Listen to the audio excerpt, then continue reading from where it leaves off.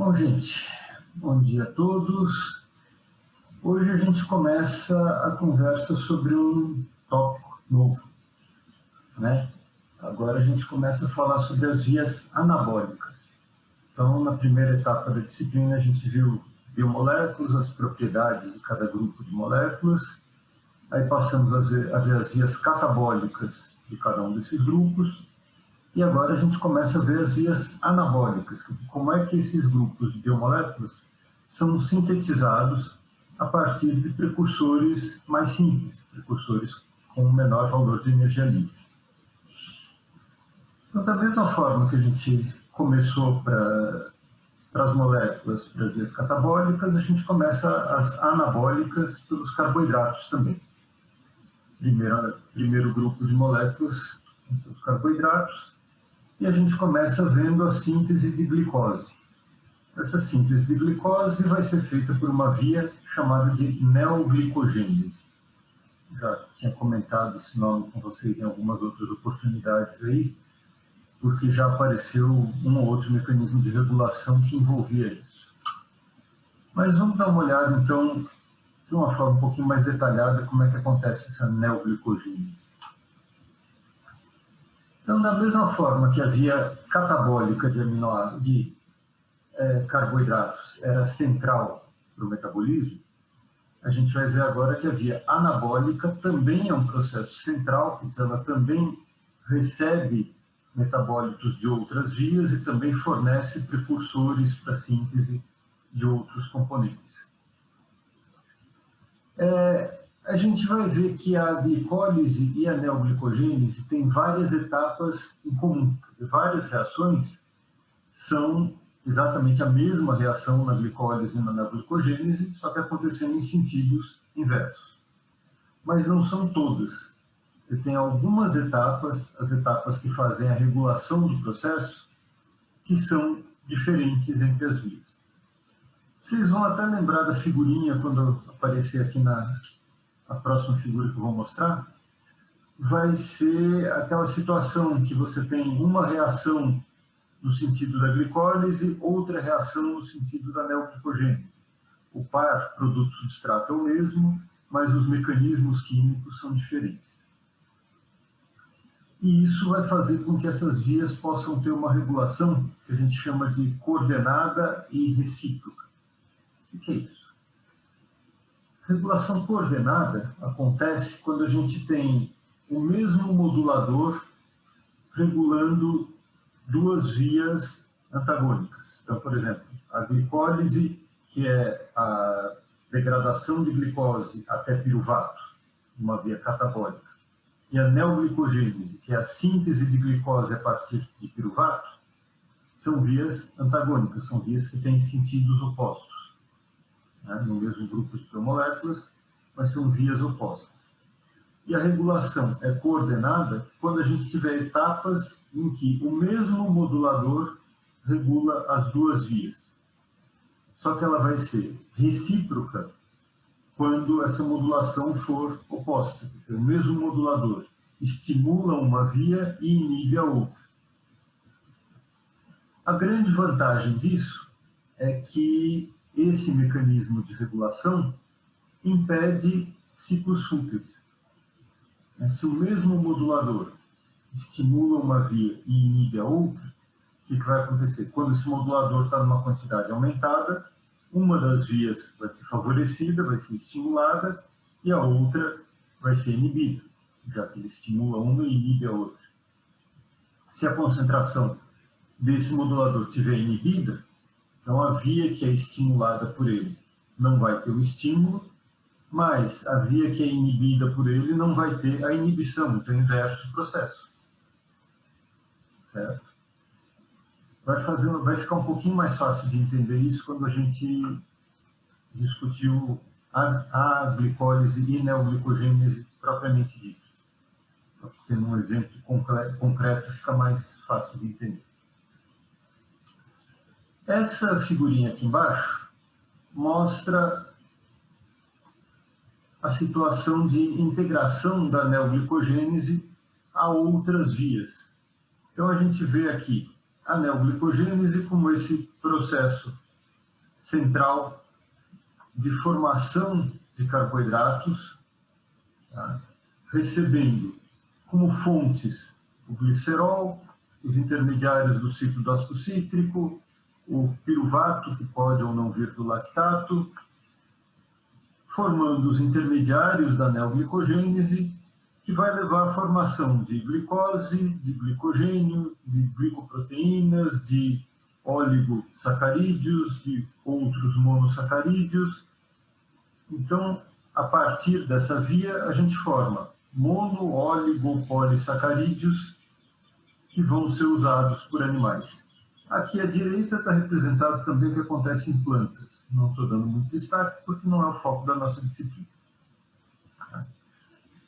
E a gente vai ver que isso está integrado também com outros processos. Por exemplo, aqui o processamento de lipídios, né, dos triacilgliceróis, em que o glicerol é aproveitado, os ácidos graxos, como a gente viu lá na beta-oxidação, só o finzinho da cadeia ímpar de alguns ácidos graxos pode ser aproveitado, mas a grande maioria não é aproveitado como fonte de carbonos para a síntese de glicose. Os intermediários do ciclo do ácido cítrico são usados. O piruvato pode ser usado também, o lactato também pode ser usado. E não está mostrado aqui, mas... está mostrado sim, aqui embaixo. Aminoácidos glicogênicos também são usados nesse processo. Então, vamos dar uma olhadinha, comparando essa glicólise e neoglicogênese, para ver essa história de reações que são comuns às duas vias e as etapas que diferenciam uma da outra. Né? Quais são as enzimas regulatórias e como essa diferenciação acontece para que a regulação possa ser feita dessa forma aqui, coordenada e recíproca. Então, aqui a gente tem um esqueminha mostrando as duas vias. De cima para baixo, a gente vê a glicólise, né, com as setas em preto, mas só as que estão de cima para baixo, e de baixo para cima, a neoglicogênese. Então, aqui está dizendo glicólise para baixo, neoglicogênese para cima. A gente observa que várias reações são reversíveis. Então, essa setinha dupla aqui, a mesma seta com sentido duplo, está indicando as reações reversíveis da glicólise e da neoglicogênese. Já essas setas separadas, que tem uma seta preta para baixo e uma seta laranja para cima, está mostrando as reações que são diferentes entre glicólise e neoglicogênese. Então, a gente vê aqui que na glicólise, a gente vê a transformação de glicose em glicose 6-fosfato, com o consumo de ATP, que é transformado em ADP. O fosfato veio parar aqui no carboidrato. Na neoglicogênese, não é simplesmente o processo inverso.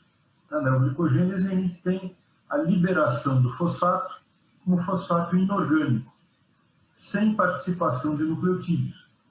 E daqui a pouquinho a gente vai ver que são enzimas diferentes, são mecanismos químicos diferentes. Então, essa aqui é uma das etapas que diferencia a glicólise da neoglicogênese e vai ser uma das etapas de regulação. Aqui embaixo a gente vê uma outra representação parecida com aquela, então uma reação na glicólise, outra reação na neoglicogênese, mostrando até alguma coisa dos mecanismos de regulação aqui. E aqui embaixo a gente vê uma outra situação em que a glicólise acontece numa reação só, uma única etapa de fosfenolpiruvato para piruvato, com conservação de energia no ATP, e a neoglicogênese acontece em várias etapas, com participação de nucleotídeos, de transportadores de elétrons, para levar de piruvato a fosfenolpiruvato. E daqui a pouquinho a gente vai ver que tem até a participação de componentes celulares diferentes. Quer dizer, tem uma parte desse processo aqui que acontece dentro da mitocôndria. Então, uma outra etapa que diferencia nitidamente a glicólise da neoglicogênese. Dessa forma, então, os processos como um todo não são considerados reversíveis. Não tem como a gente fazer a transformação de glicose até piruvato e de piruvato até glicose, desculpa, pelo mesmo processo. São duas vias metabólicas distintas, com algumas etapas em comum e algumas etapas exclusivas de cada processo. Então, para a gente estudar a neoglicogênese, fica mais fácil. A gente vai precisar estudar as etapas que diferenciam da glicólise. Por quê? A glicólise a gente já viu. Então, as etapas que são comuns, não precisa ver em detalhes, já foi estudado, a gente já viu detalhes de cada reação. Agora a gente vai focalizar nas diferenças. Então, o que acontece na neoglicogênese que é diferente da glicólise? Esses desvios da neoglicogênese em relação à glicólise. Então vamos lá. Vamos ver esse primeiro desvio aqui, já que a neoglicogênese parte de piruvato para chegar até glicose. Então vamos partir de piruvato para chegar a fosfenolpiruvato, que é o primeiro desvio que a gente observa da neoglicogênese em relação à glicólise. O que acontece nesse primeiro desvio? Então a gente vai ter aqui de piruvato para fosfenolpiruvato. Esse desvio depende de uma passagem pela mitocôndria, quer dizer, o piruvato entra na mitocôndria, então você vai ter compartimentos diferentes envolvidos aqui. Na mitocôndria ele vai ser convertido a oxalacetato. Esse processo envolve produção de NADH e pode acontecer por duas vias diferentes. Vou colocar um esqueminha aqui que fica mais fácil de vocês visualizarem. Aqui. Então, esses dois mecanismos mostram a transformação de piruvato em fosfenolpiruvato. Pode acontecer via malato ou pode acontecer direto na mitocôndria com a transformação em fosfenolpiruvato e a liberação desse fosfenolpiruvato. Vamos ver cada um desses processos aqui. Então, nos dois mecanismos, o piruvato é transportado para dentro da matriz mitocondrial. Ok. Aliás, isso acontece tanto na via catabólica quanto na anabólica. Lembra que lá no processo catabólico, o piruvato também pode ser transportado para dentro da matriz mitocondrial na respiração celular, né, para ser transformado em acetilcoenzima A. Mas, se os mecanismos de regulação direcionarem esse piruvato para um processo anabólico, então ele entra na mitocôndria e vai ser transformado em oxalacetato, por aquela piruvato carboxilase. Lembra que tem uma reação anaperótica catalisada por essa piruvato carboxilase? Pois é, ela transforma piruvato em oxalacetato. Então o oxalacetato é intermediário do ciclo do ácido cítrico. Isso. Vai funcionar como intermediário do ciclo? Depende. Se os processos catabólicos estiverem estimulados, o oxalacetato vai ser transformado em citrato com a ligação de acetilcoenzima A e segue o processo catabólico. Se os processos anabólicos estiverem estimulados, então se a neoglicogênese estiver ativa, esse oxalacetato vai ser transformado ou em malato ou em fosfenolpiruvato. Então muda o destino dele. E tanto o malato quanto o fosfenolpiruvato são lançados para fora da mitocôndria. O fosfenolpiruvato, quando é lançado para fora da mitocôndria, ele já vai poder continuar as outras etapas da neoglicogênese. O malato, primeiro vai ser transformado de novo em oxalacetato, e aí esse oxalacetato vai ser transformado em fosfenolpiruvato.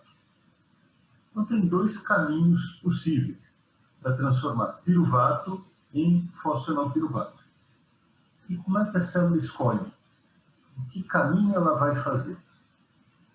O que vai definir o caminho a ser seguido aqui por essa via vai ser o potencial redutor do citosol. Então, se o citosol tiver um potencial redutor alto, quer dizer, se ele tiver uma concentração de NADH alta, a via preferencial vai ser a de exportação de fosfenolpiruvato. Se o potencial redutor do citosol for baixo, ele tem pouco NADH no citosol, a via preferencial vai ser a exportação de malato. Por quê?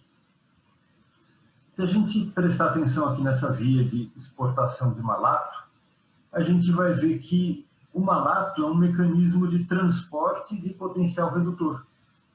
Na produção de malato na matriz mitocondrial, foi consumido o potencial redutor de um NADH, que ficou aqui no malato, ficou conservado aqui no malato. Exporta o malato e, quando transforma em oxalacetato, ele devolve esses elétrons, esse potencial redutor, para outro transportador, quer dizer, para outro NADH. Então, esse oxalacetato, que foi liberado aqui, já foi consequência da liberação de potencial redutor no citosol. O que aconteceu, então? O potencial redutor da matriz mitocondrial foi transferido para o citosol.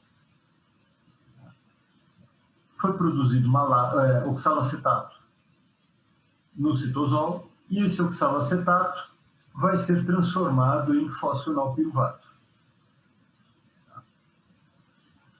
Agora, se for seguido outro caminho, o que vai acontecer? Pelo outro caminho, o piruvato entra na mitocôndria, transformado em oxalacetato, e aqui é a mesma coisa. Esse oxalacetato pode ser transformado diretamente em fosfenolpiruvato, que é lançado no citosol e já está pronto para seguir a neoglicogênese. Então, quem define a via a ser seguida é o potencial redutor do citosol, porque se já estiver muito alto, essa reação aqui vai ser inibida, porque tem pouco NAD+ para que ela aconteça, e esse malato se acumula, não é transformado em oxalacetato, e impede esse transporte de malato.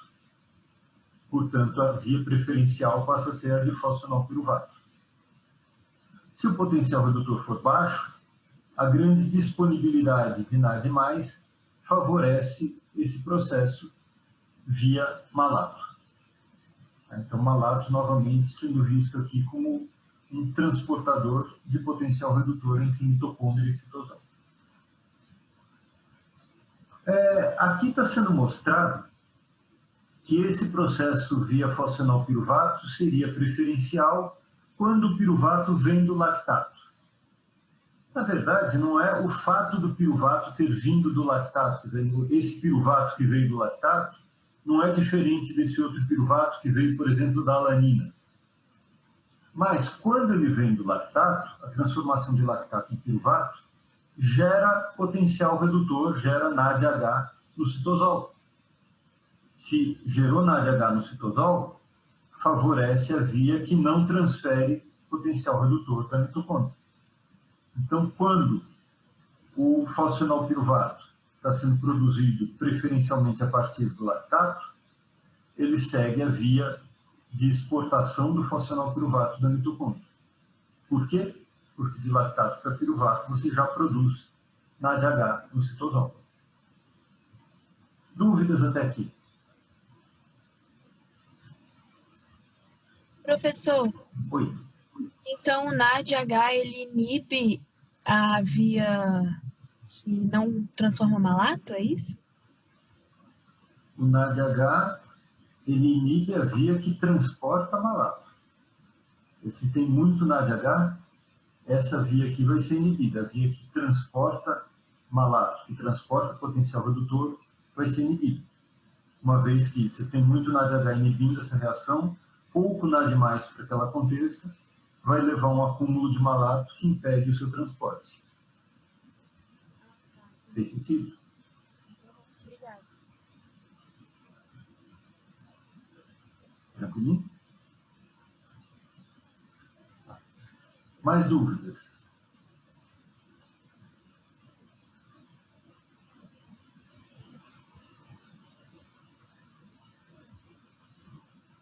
Não? Então vamos adiante. Esse foi o primeiro desvio, então, né? Aquela transformação de piruvato em fosfenolpiruvato. Então, só voltando lá naquela figura geral, para situar melhor. Então, a gente viu isso aqui, de piruvato até fosfenolpiruvato, né? Que na glicólise corresponderia a uma reação só, mas na neoglicogênese tem várias etapas, inclusive com passagem pela mitocôndria. Nessa figurinha aqui, está representando só a via do malato. A via que vai direto para fosfenolpiruvato não está representada nessa primeira aqui. Agora vamos ver esse segundo desvio aqui, de frutose 1,6-bifosfato para frutose 6-fosfato. Por quê? Chegou no fosfenolpiruvato, essas reações aqui são as reações da glicólise que acontecem de forma reversível.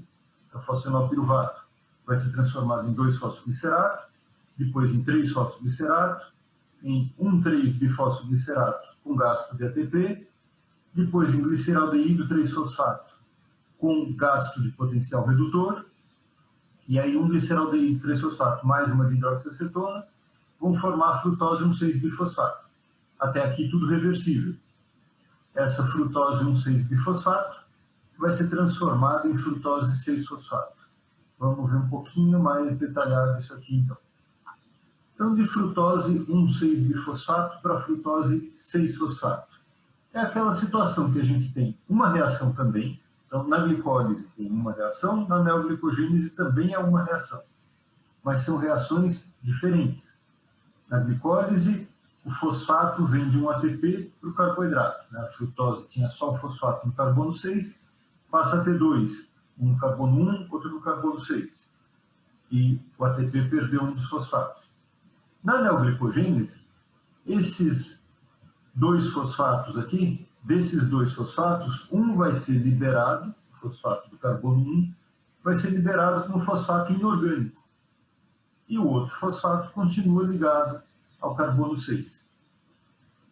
Esse processo é catalisado por uma enzima chamada de frutose 1,6-bifosfatase. Então, uma fosfatase retirando o fosfato e uma sinase transferindo do nucleotídeo para o carboidrato.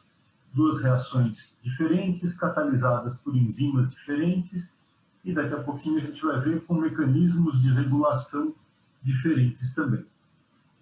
O outro desvio vai ser exatamente nesse sentido também. Vai ser uma reação na glicólise, uma reação na neoglicogênese. Mas são reações diferentes, uma envolvendo o nucleotídeo e outra não. A que envolve o nucleotídeo catalisada por uma sinase, a que não envolve por uma fosfatase. E aqui tem mais uma diferença. Essa reação da neoglicogênese, a transformação de glicose 6-fosfato em glicose, quer dizer, a desfosforilação da glicose, acontece só no retículo endoplasmático de hepatócitos. Acontece também em algumas células do rim, mas a grande maioria da glicose produzida por essa reação, mais de 80%, acontece nas células do fígado, nos hepatócitos. E os outros tecidos não conseguem fazer essa reação. Então, o músculo, por exemplo, não consegue produzir glicose a partir de glicose 6-fosfato. Tá? Então, o músculo pode até produzir glicose 6-fosfato, mas não chega até glicose. Por quê? Porque não tem essa enzima, essa glicose 6-fosfatase. Aqui só está presente nos hepatócitos e em algumas células do rim. E essa alanina que está mostrando no primeiro desvio. Sim, deixa eu voltar aqui. Essa pergunta do primeiro desvio. Então, falei do desvio 2 e do desvio 3, vamos voltar para o primeiro para ver aquela história da alanina. Então, no primeiro desvio, não estou mostrando aqui, deve ser na outra figura. Aqui. Então, nesse primeiro desvio aqui, está mostrando uma alanina levando à formação de piruvato, e esse piruvato segue até fosfenolpiruvato. Essa alanina entraria por essa via aqui. Por quê? Quando a alanina é transformada em piruvato, é uma reação de transferência de grupo amino. Lembra que a alanina é um aminoácido? A alanina é um aminoácido que transfere o seu grupo amino para um alfa-cetoglutarato, e quando essa alanina perde o grupo amino, a cadeia carbônica gera um piruvato. Esse piruvato aqui, então, gerado a partir de uma alanina, não gerou o potencial redutor no citosol. Então, ele vai entrar na mitocôndria e vai seguir essa via. Por quê? Porque o potencial redutor no citosol vai estar baixo. Então, essa transferência da mitocôndria do citosol acontece. Então, nesse primeiro desvio, a gente tem possibilidades diferentes de origem do piruvato. As mais comuns seriam alanina ou lactato. Essas são as fontes mais abundantes de piruvato que a gente encontra. Entendeu, Jorge? Mais perguntas quanto a esses 3 desvios que a gente observa aqui na neoglicogênese?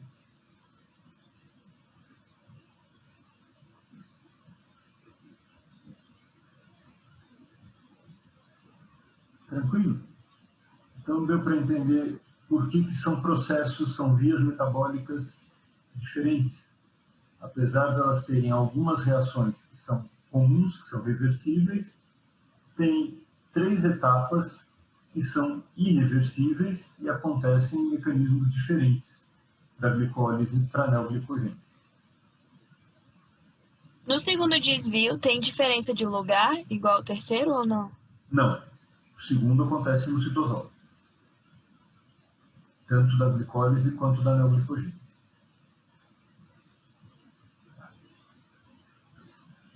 O que mais? Mais perguntas?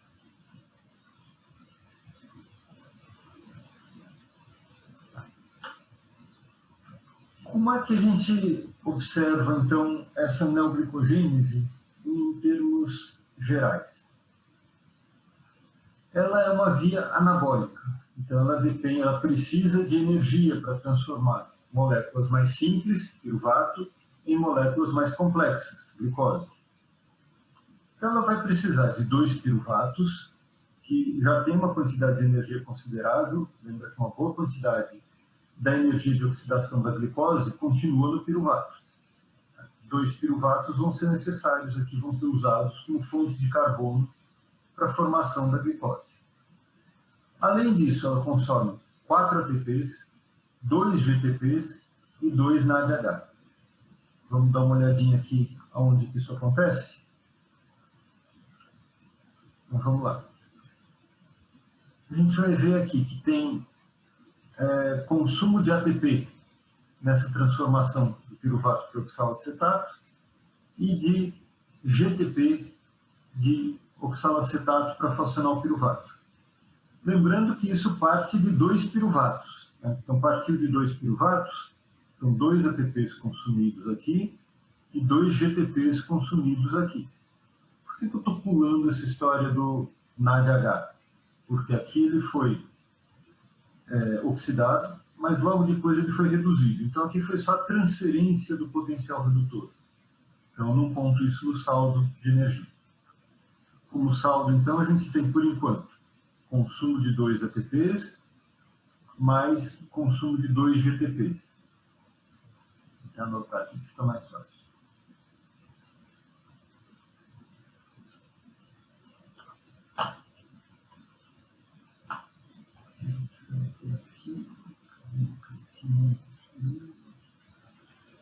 Então, vamos ter 2 ATPs aqui, 2 GTPs aqui.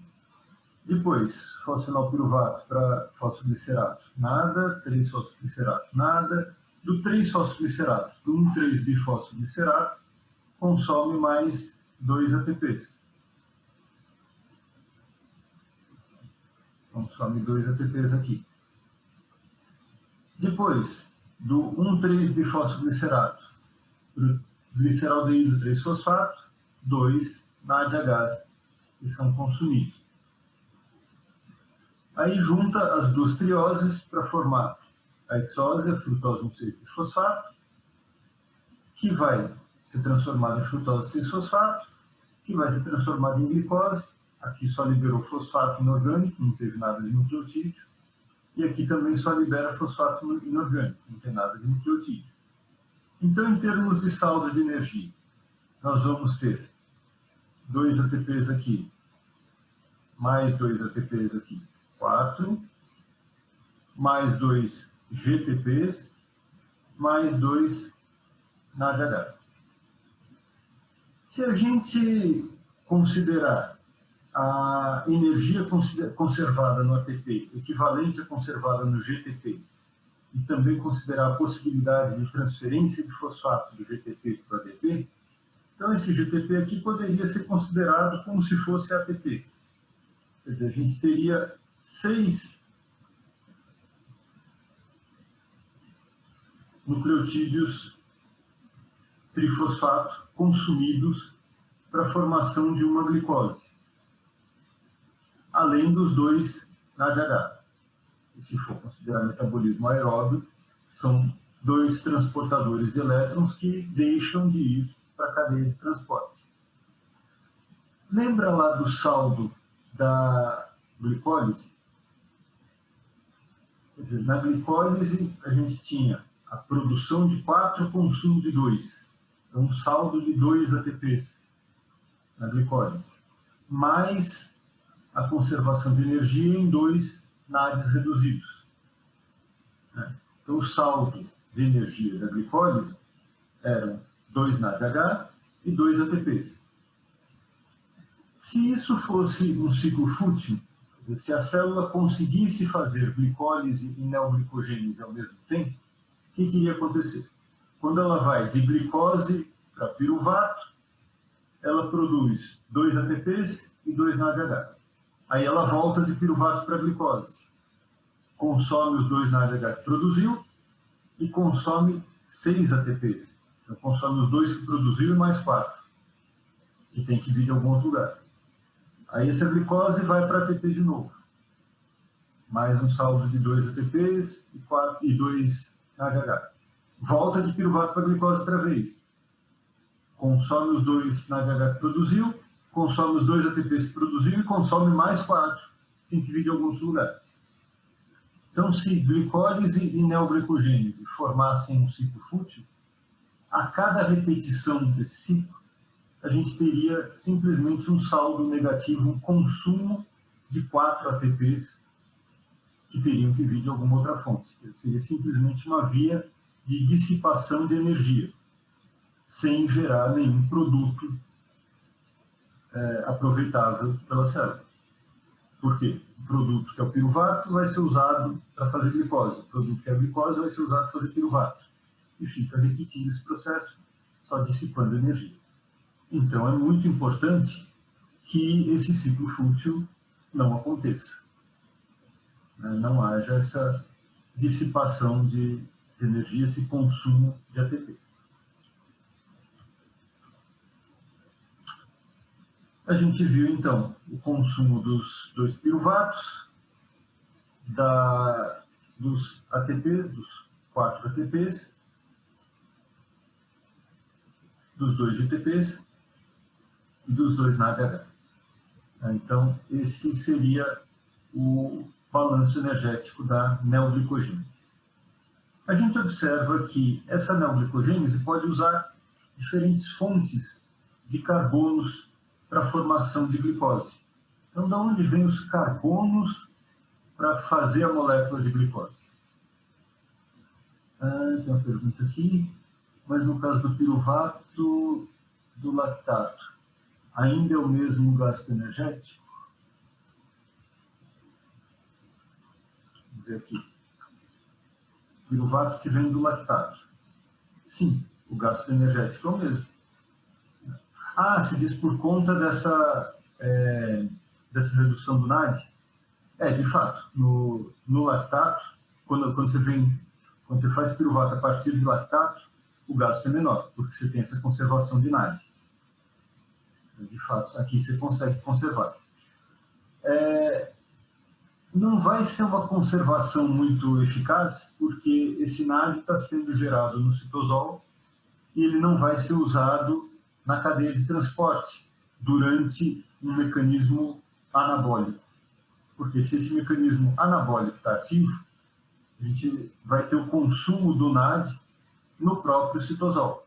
A própria neoglicogênese consome. Mas não vai estar acontecendo aquele transporte de potencial redutor para a mitocôndria. Mas concordo contigo, Maria. Você tem razão em dizer que, no caso do piruvato proveniente do lactato, você tem um NAD a mais que é reduzido. Esse NAD a mais vai contrabalançar a diferença glicólise para neoglicogênese, tá certo?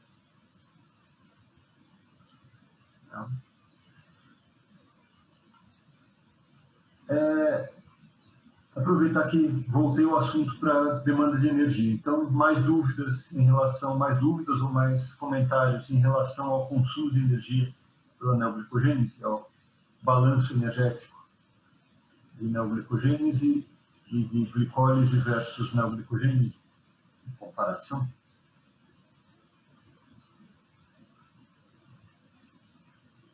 Tudo certo aqui?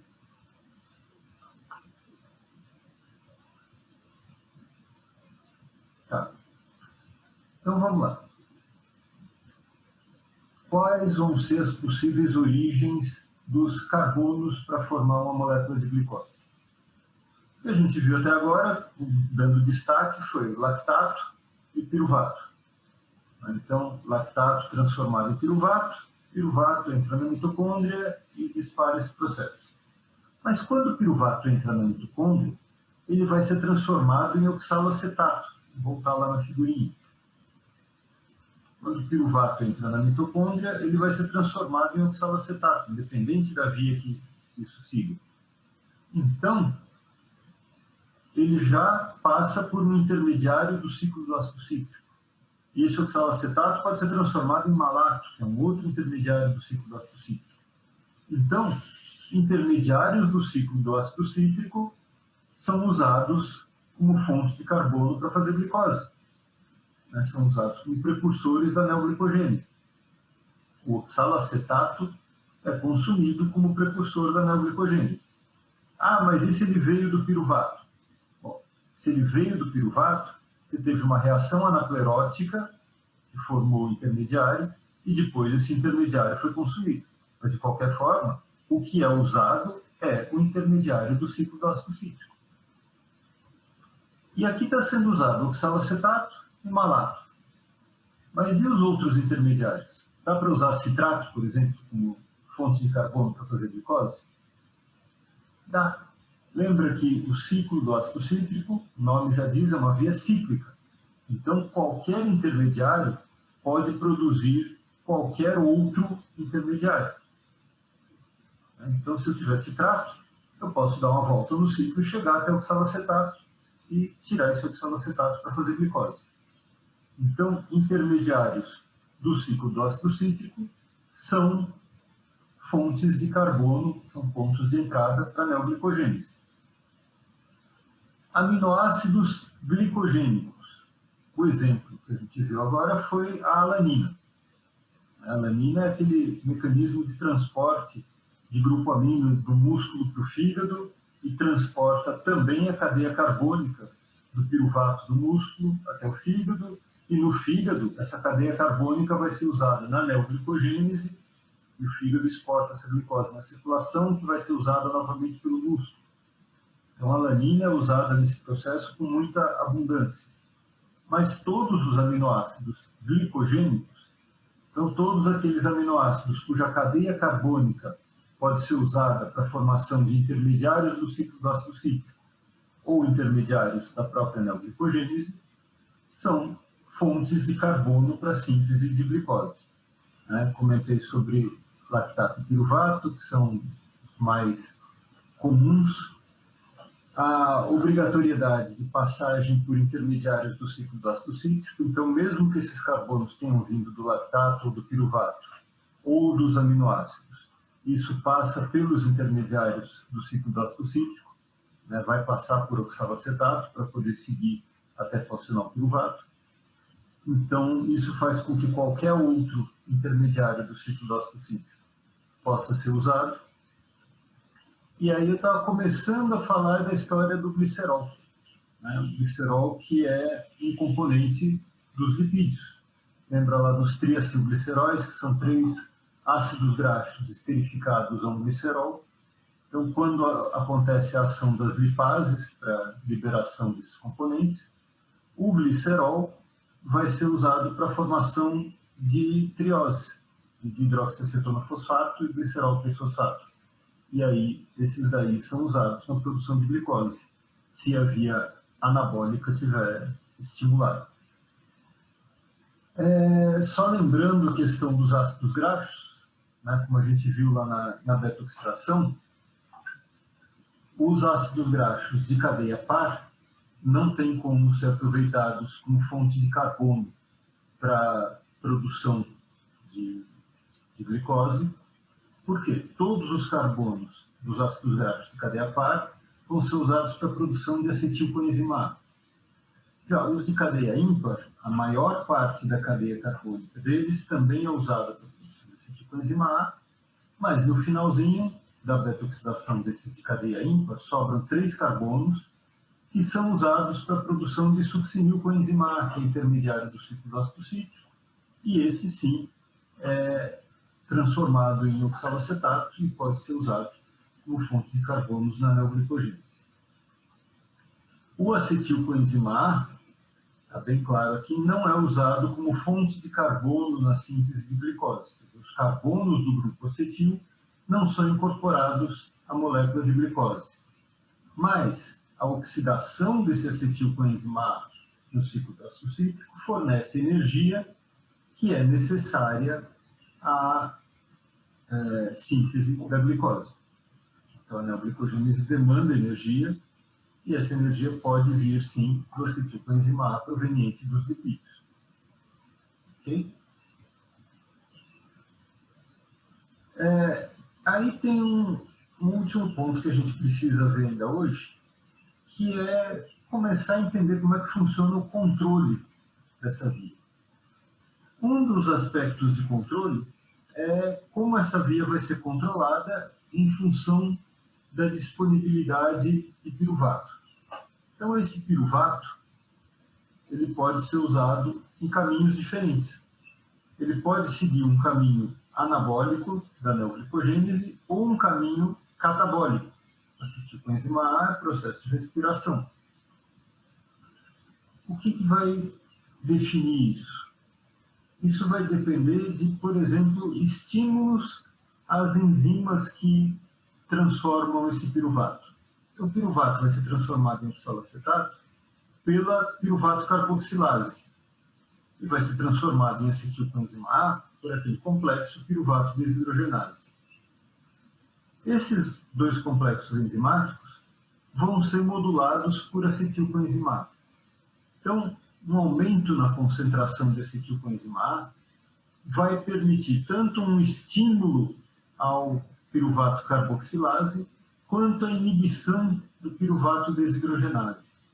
O que significa isso? Se a célula está gerando mais acetilcoenzima A do que ela consegue consumir, então ela vai diminuir o ritmo de produção da acetilcoenzima A e aumenta o ritmo de produção de oxalacetato. Isso pode acontecer em duas situações. Se isso acontecer numa situação catabólica, em que a célula precisa de mais ciclos funcionantes, só essa regulação aqui já resolve o processo. Por quê? Se ela precisa de mais ciclos funcionantes, quer dizer, ela tem pouco ciclo. Se ela tem pouco ciclo, ela não está consumindo acetilcoenzima A porque tem pouco ciclo. Quando ela não consome acetilcoenzima A porque tem pouco ciclo, ela inibe a produção de acetil e aumenta a produção de oxalacetato, que é intermediário do ciclo. Portanto, resolveu a questão de ter pouco ciclo. Cada oxalacetato produzido é um ciclo a mais. E aí ela volta a fazer o processo catabólico. Por quê? Porque esse acúmulo de acetilcoenzima A é resolvido quando a produção de oxalacetato aumenta. Outra possibilidade disso acontecer é essa célula estar passando por um desvio no metabolismo para processos anabólicos. Então, se a demanda de energia diminui, então a célula está consumindo menos ATP, ela vai inibir a cadeia de transporte, que por sua vez inibe o ciclo do ácido cítrico junto com o acúmulo de ATP. Essas duas inibições levam a um acúmulo de acetilcoenzima A, e esse acúmulo de acetilcoenzima A inibe piruvato desidrogenase e estimula piruvato carboxilase. Nesse caso, a produção de oxalacetato não vai reverter a situação aqui. Por quê? essa situação aconteceu por conta de inibição de ciclo e inibição de cadeia de transporte por baixa demanda de energia, que persiste. Então, o piruvato vai para o oxalacetato e o oxalacetato segue a neoglicogênese. Uma outra situação, uma situação anabólica em que a neoglicogênese vai ser estimulada. Isso também acontece na beta-oxidação. Então, a gente tem beta-oxidação fornecendo acetilcoenzima A, que vai ser usado como fonte de energia. Pode levar a esse acúmulo por faltas de intermediários, ou pode ser usado como fonte predominante de energia, enquanto o piruvato vai ser desviado para a síntese de glicose. Piruvato deshidrogenase não é a mesma coisa que piruvato carboxilase? Não. Com certeza, piruvato deshidrogenase e piruvato carboxilase são duas enzimas completamente diferentes. Uma delas vai fazer a carboxilação do piruvato, quer dizer, vai colocar um CO2 a mais, um carbono a mais nesse piruvato, levando à formação de oxalacetato. Então, é uma reação completamente diferente desse desidrogenase que leva à produção de acetilcoenzima A partir do piruvato. Depois dá uma checada no material que você usou, só para verificar se você que confundiu ou se de fato o material está incorreto. Mas com certeza, piruvato carboxilase e piruvato desidrogenase são complexos enzimáticos bem diferentes, com ações muito diferentes também. Tá? Mais dúvidas?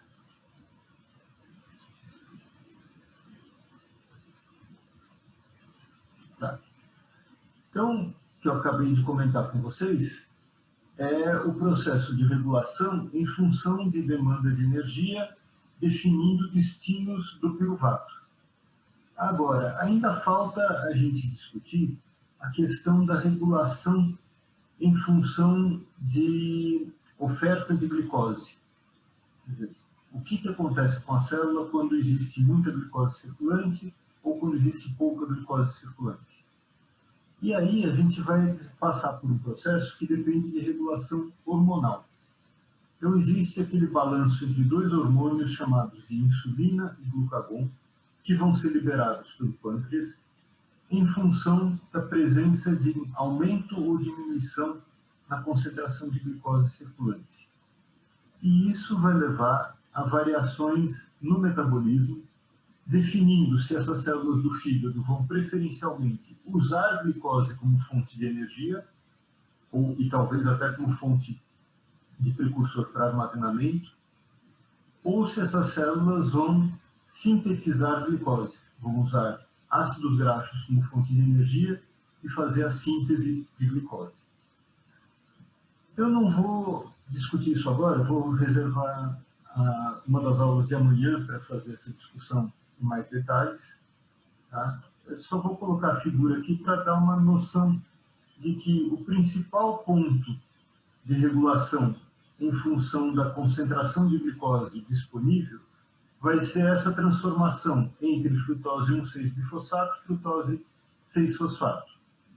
Aqui vai acontecer a regulação coordenada e recíproca entre glicólise e neoglicogênese, respondendo principalmente a variações da concentração de glicose circulante. Claro que isso acontece principalmente no fígado, que é o órgão responsável por essa produção de glicose quando a glicose circulante não está disponível. Agora, toda essa cascata de reações, eu vou comentar com vocês em mais detalhes amanhã, para não ficar corrido. E hoje eu queria reservar esse final dessa aula para a gente conversar sobre como é que está o andamento de trabalho final, dúvidas que vocês tenham. Eu lembro que tinham colocado algumas questões aí sobre produção do trabalho final, como é que isso ia influenciar o desempenho ou não. Então, tá, vou encerrar essa apresentação da transparência aqui da neoglicogênese, mas vamos conversar sobre a disciplina e principalmente essa questão do trabalho final. Quero saber como é que está indo esse trabalho nos grupos. Professor? Hum. Eu queria fazer uma dúvida em relação à aula, só que tipo, não tem tanto a ver, talvez, em relação à aula, tipo, tange o conhecimento da aula, digamos assim, talvez. Tudo bem, pode perguntar, à vontade. Não, é porque não tem, assim, eu assisto muito Grey's Anatomy, entendeu? Certo. Mas eu não sei se isso realmente, porque às vezes tem fatos também que não são verídicos, né? Sim, Mas bastante quando. representada lá, mas tem coisas que estão certas também. Uhum. Porque quando o paciente entra em choque, ele não fica com tipo acidose no sangue, coisa assim. Sim. É por causa disso que tipo cai a energia e ele começa a produzir muito. Um dos principais pontos de acidose consequente a choque é baixa oferta de oxigênio. Você vai ter, Uhum. quando você tem choque, você tem uma diminuição da perfusão dos tecidos. Chega menos sangue aos tecidos em geral. Uhum. Chega menos sangue, chega menos oxigênio. Então você vai ter uma situação de hipóxia difusa. Vários tecidos em hipóxia. Como você tem essa hipóxia, aquele mecanismo de regulação que a gente viu lá nas vias catabólicas vai entrar em ação. Você vai ter inibição de cadeia de transporte, inibição de ciclo do ácido cítrico, e a via principal de obtenção de energia vai ser via fermentação. E essa fermentação gera componente ácido. Daí a Tá. Beleza. consequência a esse choque. Uhum. Tá? Uhum. Obrigada, professor. E é isso. Mais perguntas? Vamos lá. Ou da matéria, ou de questão de trabalho final, vídeo, tudo. E aí, o que vocês vão explicar como vai ser o cálculo das notas das provas e trabalho na nota final? Tá. Nesse semestre a gente tem 3 provas e um trabalho final. Esses são os componentes principais aí de nota.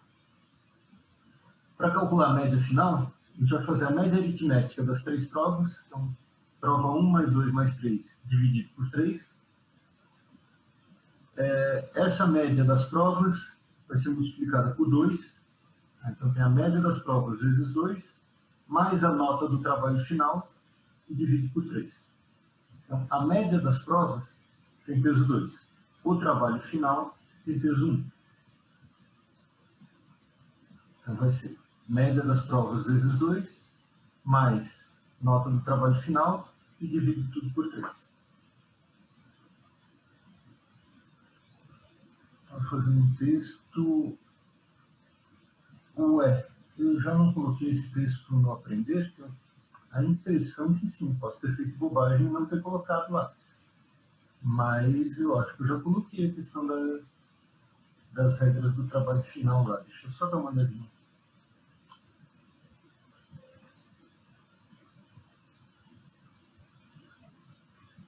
De fato, não coloquei, não. Preciso ver o que aconteceu aqui, que eu achei que eu já tivesse feito isso, mas não fiz, não. Ok. Professor, Oi. acho que você colocou nos avisos. Aí você falou um pouco sobre o trabalho final. Tem 2 tópicos. Eu coloquei uma postagem aqui. Não, mas eu já tinha feito.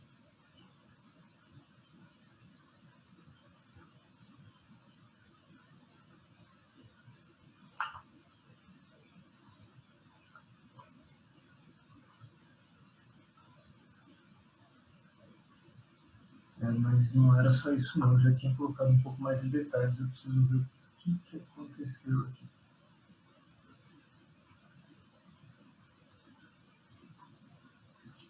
De qualquer forma, eu tenho que colocar mais detalhes sobre esse trabalho final. Tem alguma informação aqui, mas eu já tinha preparado um texto um pouquinho mais detalhado. Achei que eu tivesse postado aqui e não postei. O que aconteceu e resolver isso ainda hoje. Vamos lá. Tem mais coisas no chat aqui para responder.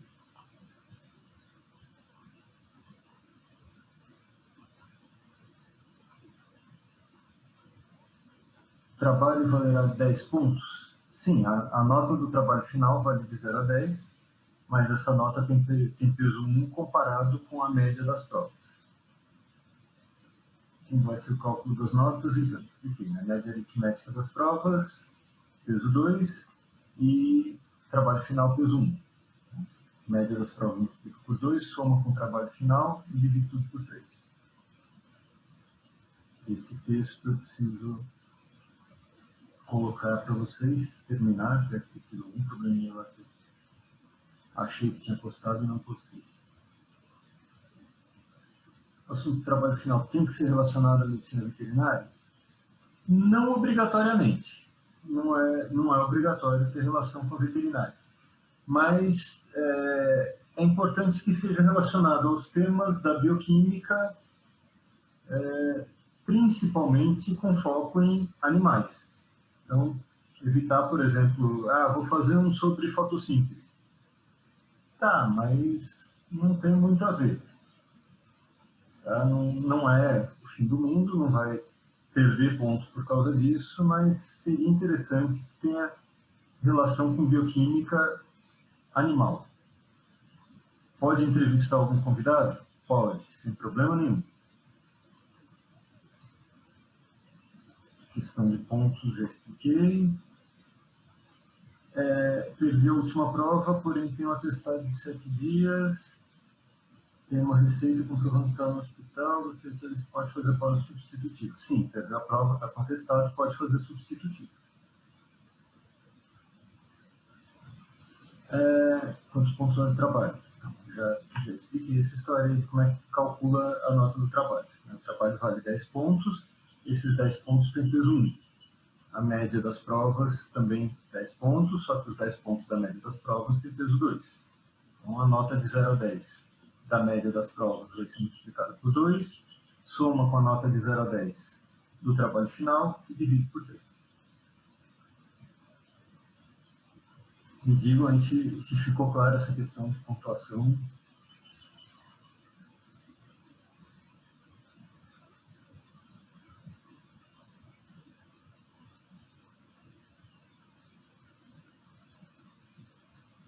O que mais que...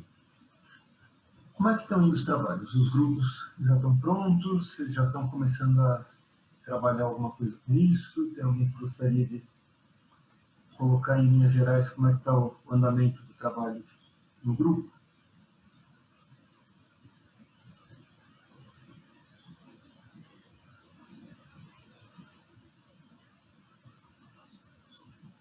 Grupo pronto, já tem data para encontrar e fazer. Ótimo.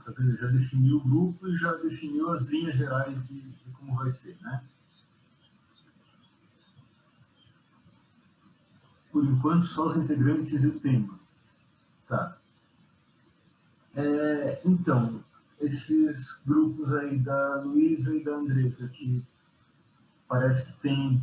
O grupo está pronto, tem o tema, estão combinando de se encontrar para fazer.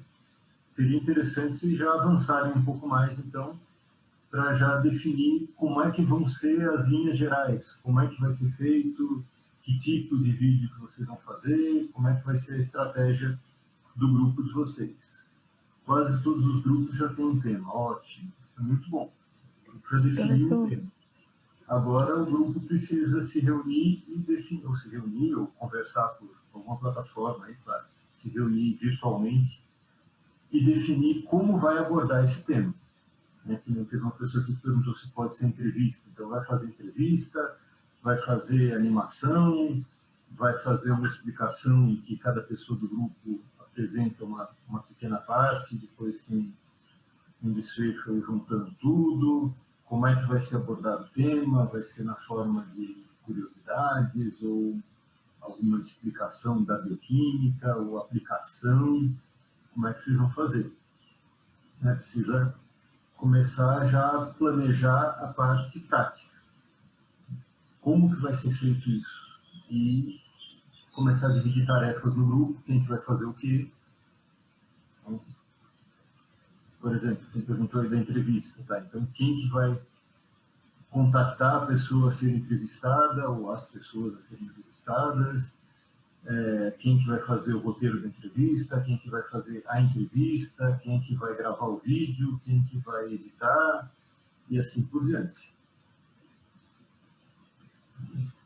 Aqui, tem o grupo da Wendy, que já sabe as estratégias de execução do trabalho, fazendo as pesquisas para montar o trabalho em si. Beleza. O ritmo aí tá bom, então. Já definiu bastante coisa e está fazendo pesquisas para montar o trabalho em si. Ótimo. O esqueleto já está todo montado. Beleza. Tempo mínimo e máximo do vídeo. Eu tinha que estar com o meu texto aqui, porque eu já pensei isso aí.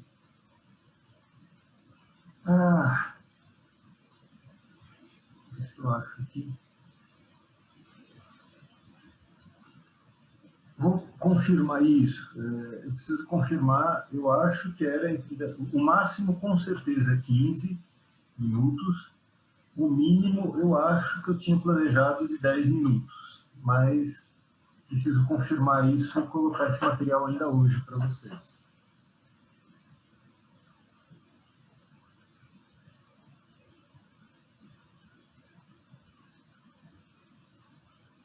Aí, a questão dos grupos também. Se ainda tiver alguém sem grupo, essa pessoa precisa se enquadrar num dos grupos. Não tem como fazer os trabalhos individuais. Senão depois começa aí, dá qualquer probleminha no grupo, explode o grupo e viram 10 trabalhos individuais. Isso depois complica, que, mas é porque o meu foi individual, não deu tempo e não sei o quê. Então, os trabalhos são nos grupos. Tá? Aí uma outra pessoa que possa não ter se enquadrado no grupo, por favor, entre em contato com os colegas e se encaixe em algum grupo ainda. Tá? Outros tipos de vias que não foram vistas em aula, por exemplo, questão de catecolaminas, conta como assunto bioquímico também? Sim, se os aspectos abordados forem relacionados à bioquímica dessas moléculas, por exemplo, vias de sinalização, como que as catecolaminas são produzidas e como que elas atuam em sistema nervoso, por exemplo, ou como que elas podem atuar em mecanismos de envenenamento por peçonhas de animais ou coisa do tipo, ok. Tá? Só precisa ter o cuidado de não começar falando de um grupo de moléculas e, de repente, desviar para alguma coisa que não tenha nada a ver com bioquímica. Então, o foco tem que ser bioquímica. São 2 dias para a apresentação dos trabalhos. Como irá ficar a ordem?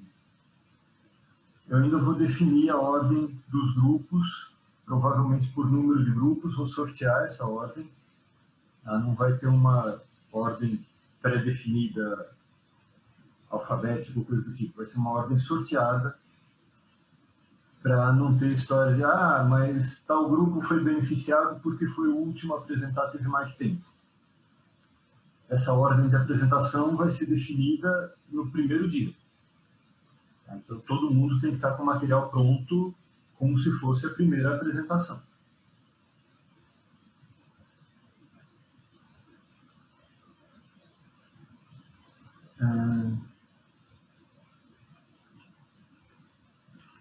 Que mais? Que mais que vocês têm para colocar aí?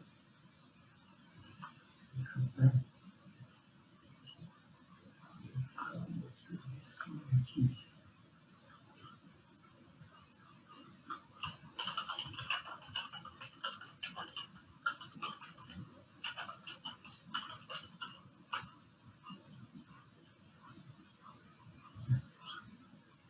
Coloquei aqui que eu tenho que publicar esses critérios mais detalhados no Tender 3.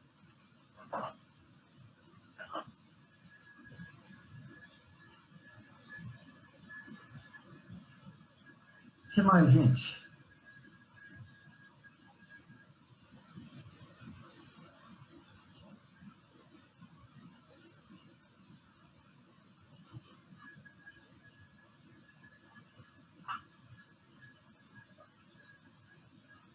Mais dúvidas aí sobre trabalho final, critérios e tudo mais?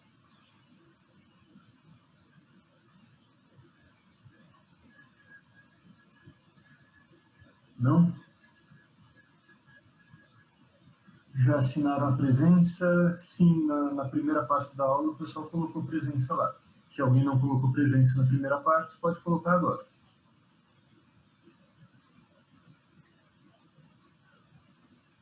Vai. O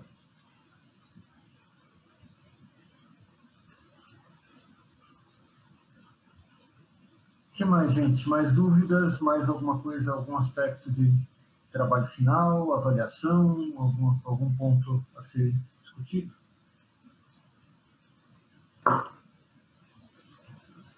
Não? Bom, se não tem mais dúvidas, então vou encerrar a sala e amanhã a gente continua a conversa, ok? Tenha um bom Professor, dia. Oi, pode falar. eu coloquei aqui na pergunta se a gente estava elaborando nosso trabalho, a gente já definiu um público-alvo, porque eu sei que, acho que nos primeiros dias de aula, você falou que o trabalho deve ser voltado para a sociedade, né? Isso. Aí, no caso, a gente já definiu o público dessa sociedade. A gente não colocou como um todo, entendeu? Tudo bem. É até bom que seja definido esse público-alvo. Assim, não é obrigatório, você não tem que ter uma população específica, mas se o seu trabalho está voltado, por exemplo, meu trabalho é voltado às pessoas que cuidam de gatos. Ok. Tá, então tem um público-alvo bem específico. Ou pode ser para a comunidade em geral. Tá? Não tem problema, mas é importante que, sim, como você fez, seja definido qual é o público-alvo do trabalho. Obrigada. O que mais? Mais alguma pergunta? Mais alguma dúvida?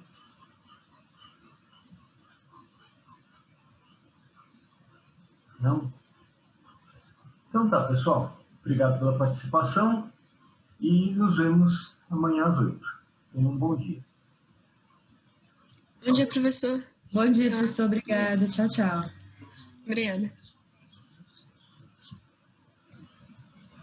Tá. Vamos continuar então com o tema que a gente começou ontem, né? A questão da neoglicogênese, síntese de glicose a partir de piruvato ou de precursores mais simples. Então, ontem a gente chegou a ver as reações, ver a questão dos 3 desvios que ela apresenta em relação à glicólise, e começamos a conversar alguma coisa sobre regulação.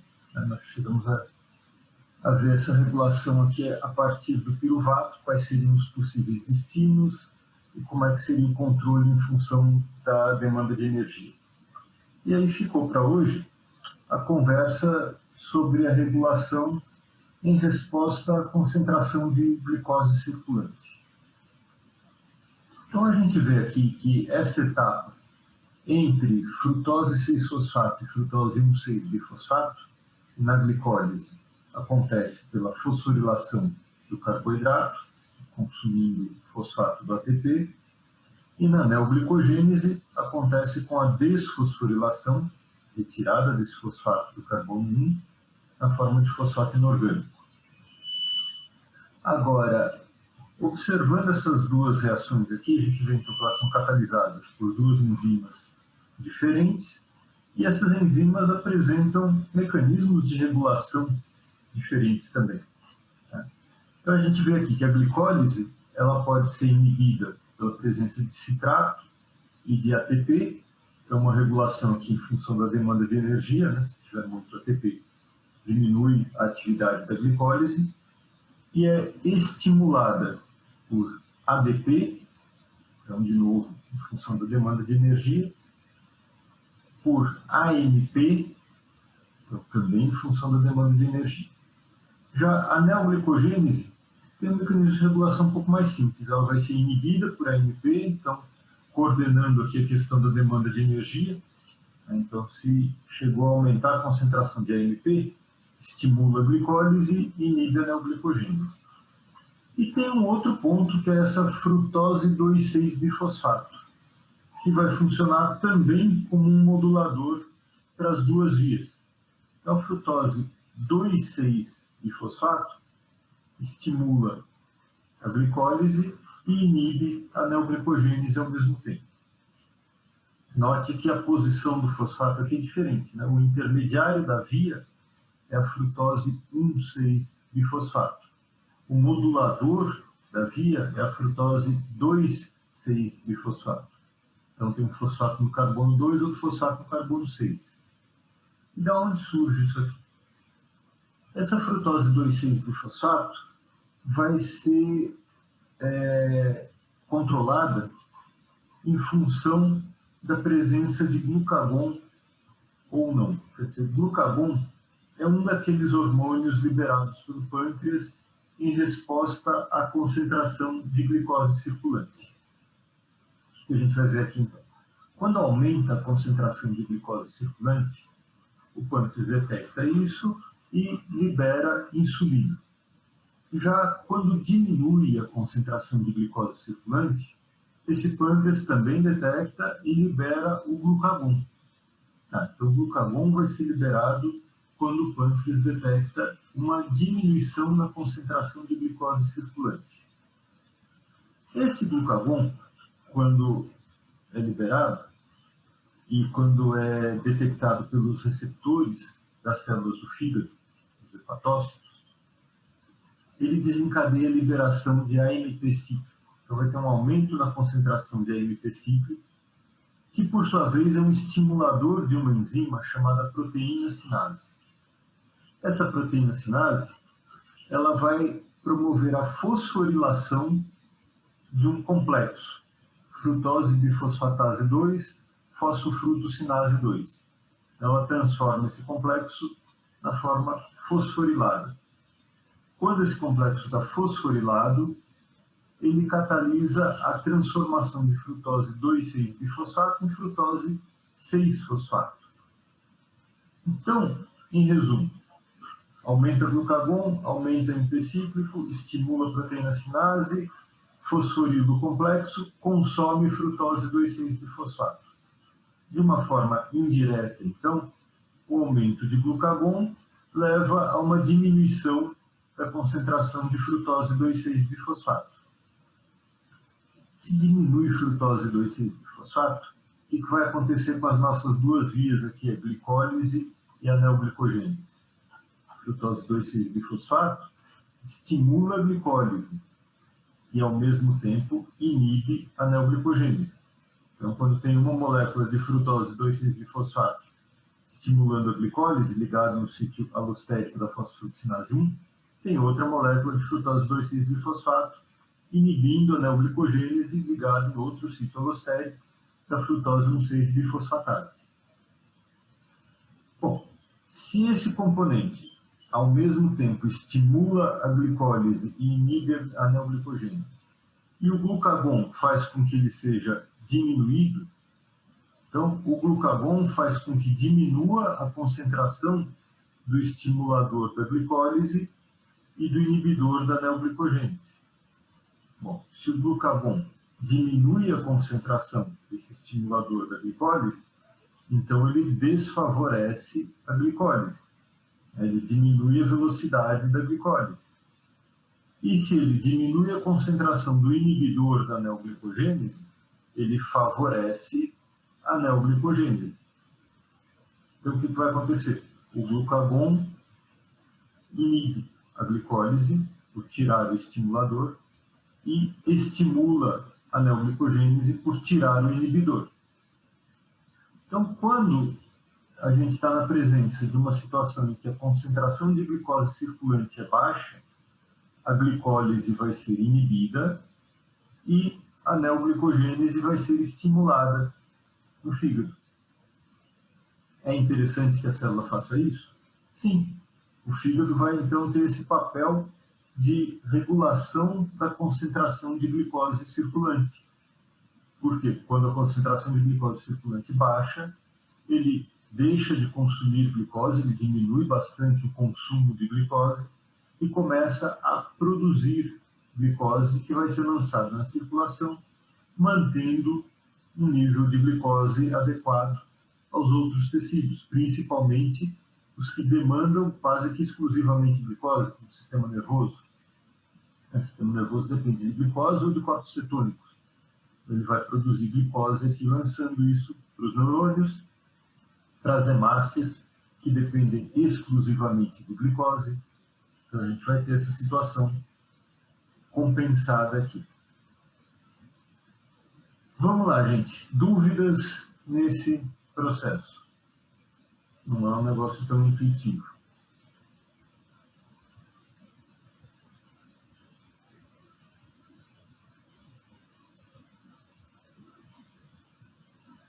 Quando vocês vão pensando em dúvidas aí, vou comentar uma coisa. Quando a situação se inverte, então, quando a concentração de glicose circulante aumenta, então, por exemplo, um animal que estava sem se alimentar há algum tempo, baixou a concentração de glicose circulante, ficou nessa situação aí, que diminui a glicólise, aumenta a neoglicogênese. Se depois de um tempo ele se alimenta e aumenta a concentração de glicose circulante, a secreção de glucagon diminui, a secreção de insulina aumenta e esse processo se inverte. Então, ele passa a produzir frutose 2,6-bifosfato. Esse aumento de frutose 2,6-bifosfato vai estimular a glicólise e inibir a neoglicogênese.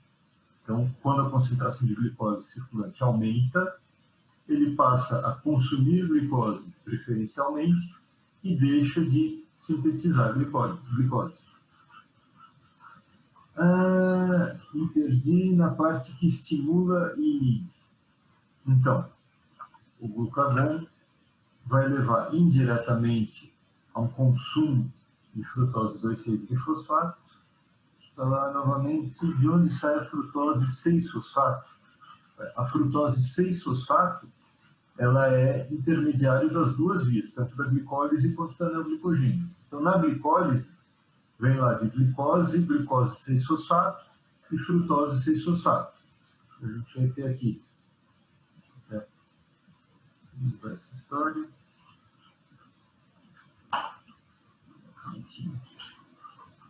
A gente vai ter aqui, continuando o esqueminha da glicose, vai ter aqui glicose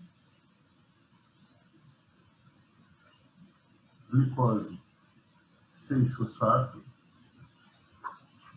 e frutose 6-fosfato, na glicólise. Na neoglicogênese, a gente vai ter o mecanismo contrário. Então, essa reação vai ser reversível, e essa aqui não é reversível, mas tem um outro desvio aqui que chega de glicose 6-fosfato até glicose. Tá? Então, o que vai acontecer? Essa frutose 6-fosfato é intermediário das duas vias. Mas ela pode ser deslocada para a produção de frutose 2,6-bifosfato, que não é intermediário. Tá? Então, a frutose 2,6-bifosfato funciona como modulador, então, inibe uma, estimula a outra, mas não funciona como intermediário. O que acontece? Ela pode ser produzida a partir de um intermediário. Então, a frutose 6-fosfato pode ser usada para fazer frutose 2,6-bifosfato se tiver muita glicose circulante. Então, tem muita glicose circulante, produz insulina, ativa esse outro mecanismo de fosforilação, produz a frutose 2,6-bifosfato, que estimula a glicólise e inibe a neoglicogênese.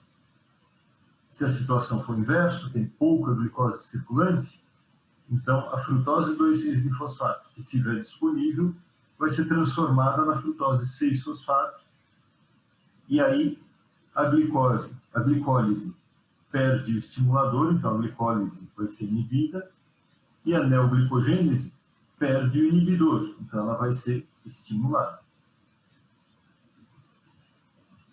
Marisa, entendeu? Letícia, me diga aí se ficou clara a questão que você falou que se perdeu na parte que estimula e inibe. Então, vamos ver se essa questão de estímulo e inibição agora ficou um pouco mais clara.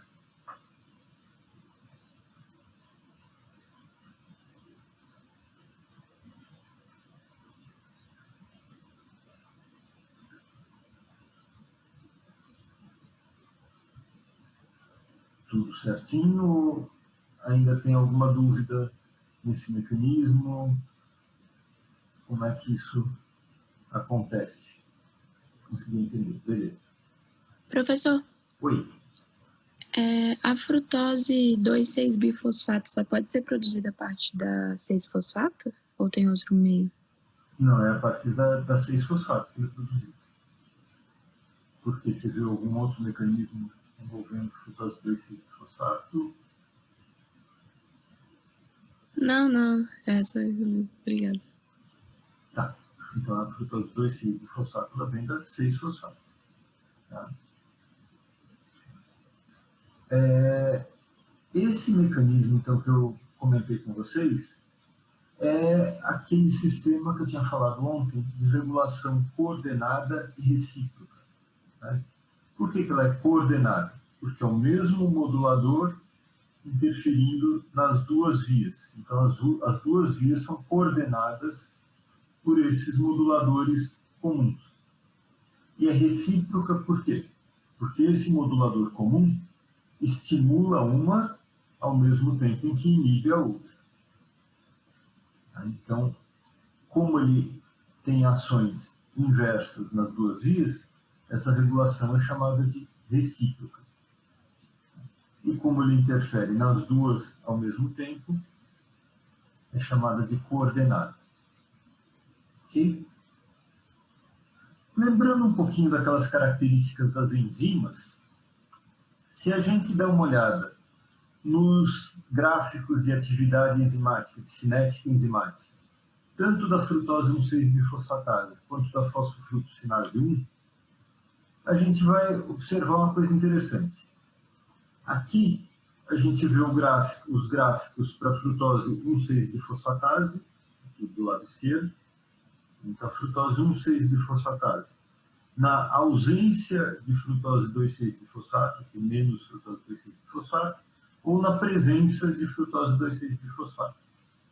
E a fosfofrutossinase 1, também na ausência de frutose 2,6-bifosfato, ou na presença de frutose 2,6-bifosfato. Então, o que vai acontecer? Na ausência de frutose 2,6-bifosfato, a gente tem as linhas azuis. A atividade da frutose 1,6-bifosfatase é muito mais intensa. Né? E a atividade da fosfofrutossinase 1 é muito menos intensa. Ela precisa de uma concentração de substrato muito maior para ter uma porcentagem da velocidade máxima, ou para atingir a velocidade máxima. Já na presença da frutose 2,6-bifosfato, aqui está claro o efeito inibidor, quer dizer, quando coloca a frutose 2,6-bifosfato, a atividade diminui muito para neoglicogênese, para bifosfatase, que é a enzima da neoglicogênese. Já a fosfofrutossinase 1, a enzima da glicólise, aumenta a atividade na presença de frutose 2,6-bifosfato. A gente observa também por esses gráficos que essas enzimas têm características alostéricas, né? Ela tem essa curva sigmoidal e o padrão da curva muda muito quando o modulador alostérico é colocado, como a gente tinha visto lá na aula de enzimas. Então, esse é o mecanismo de síntese de glicose. Então, a gente viu aqui que pode chegar de piruvato, ou intermediários do ciclo ácido cítrico, ou aminoácidos glicogênicos, ou de glicerol, até glicose. Mas como é que isso funciona para monossacarídeos em geral, ou para óligo ou polissacarídeos? A gente precisa ver, então, como é que a célula consegue partir de glicose e chegar a outros carboidratos. Então, vamos dar uma olhadinha aqui na história dos óligo ou polissacarídeos. Para sintetizar óligo ou polissacarídeos, a célula precisa produzir ligações glicosídicas.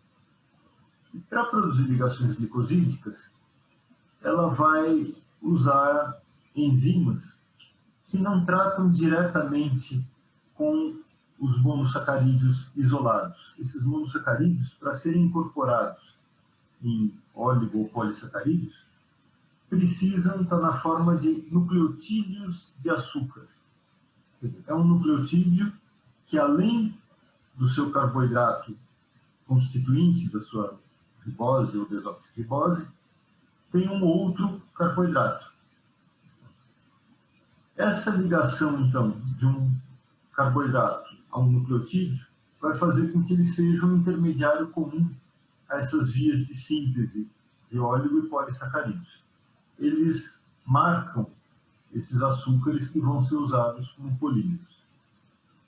E a presença do nucleotídeo favorece a ligação no sítio catalítico da enzima que promove a ligação glicosídica.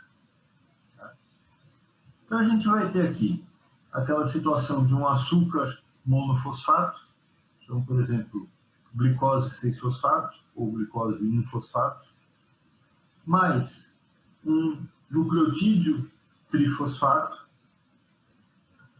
com a ação de uma enzima, uma NDP açúcar fosforilase, que vai levar à formação de um nucleotídeo de açúcar. Então, aqui a gente tem um nucleotídeo difosfato ligado àquele açúcar inicial. Quer dizer, essa aqui é a estrutura geral de um nucleotídeo de açúcar. Você tem a base ligada à ribose, ligada aos dois fosfatos, e a estrutura de um nucleotídeo difosfato.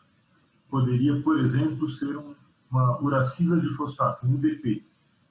E aqui um outro açúcar ligado a esses fosfatos também. Então, poderia ser, por exemplo, uma glicose. Esse nucleotídeo de açúcar seria uma UDP-glicose.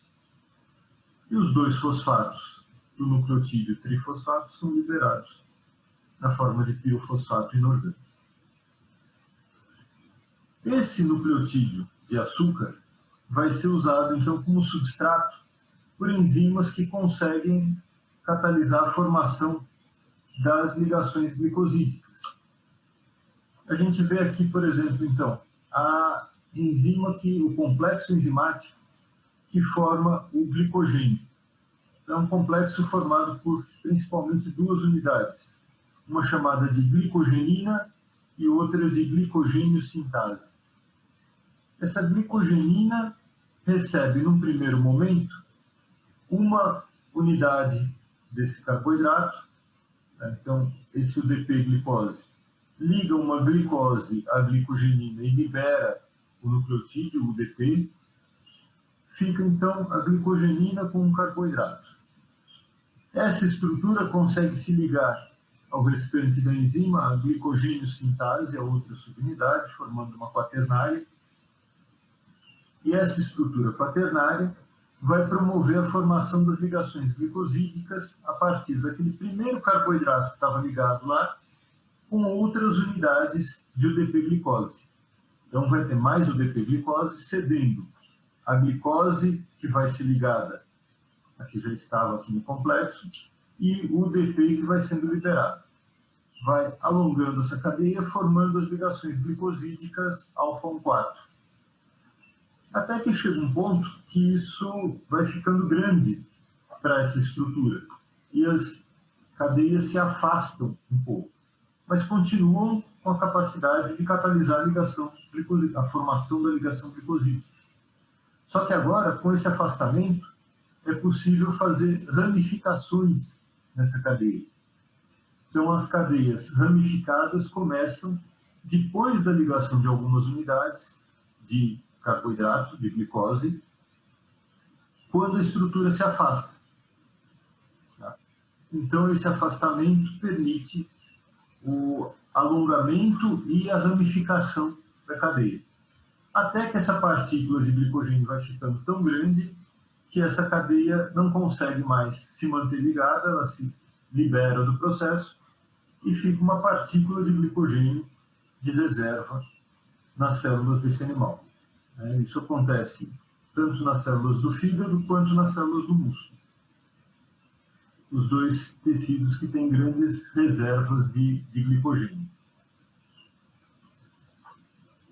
Tranquilo até aqui? Dúvidas?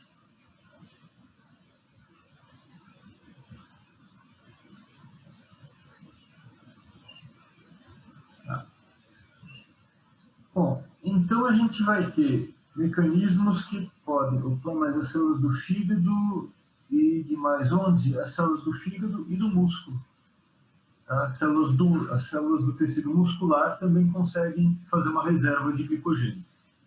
São reservas usadas em situações diferentes. O fígado vai responder a uma situação de variação de glicose circulante e o músculo vai responder a uma demanda de energia para contração. Geralmente é um estímulo adrenérgico. Mas ambos conseguem montar essa reserva de glicogênio. Essa concentração de glicose e reserva de glicogênio vão ser usadas, então, de forma controlada, como a gente viu. Essa figurinha aqui mostra algumas situações desse controle. Então, aqui em cima, a gente vê, deixa eu até aumentar um pouquinho isso.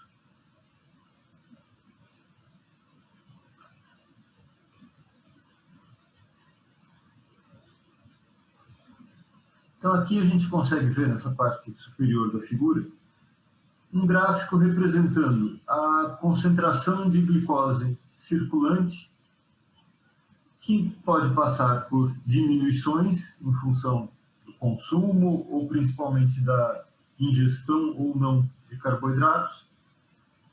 Quando existe uma diminuição da concentração de glicose circulante, é disparada a síntese de glicose. Mas antes disso, essa concentração já vinha sendo mantida às custas do consumo de carboidratos do fígado.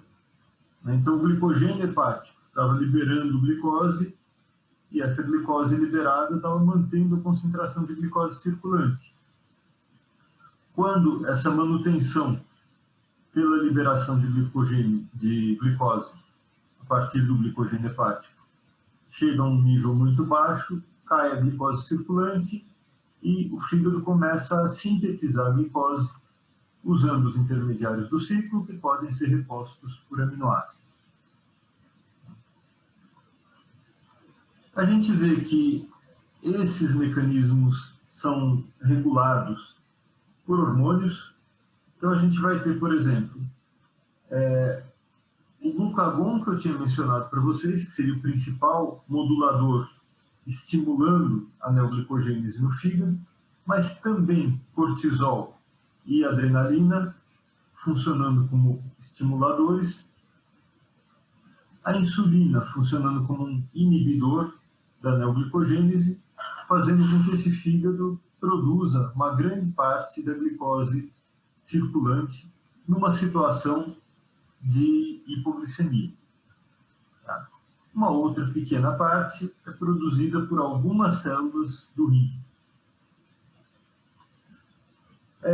Os precursores para a formação dessa glicose, quer dizer, as moléculas que vão ceder carbonos para a formação dessa glicose, podem estar nas próprias células do fígado ou podem ser recebidas de outros tecidos, como é o caso do lactato, que pode vir do músculo ou das hemácias, aminoácidos, que frequentemente vêm do músculo em situação de exercício, ou o glicerol, que pode vir do tecido adiposo, o glicerol dos triacilgliceróis.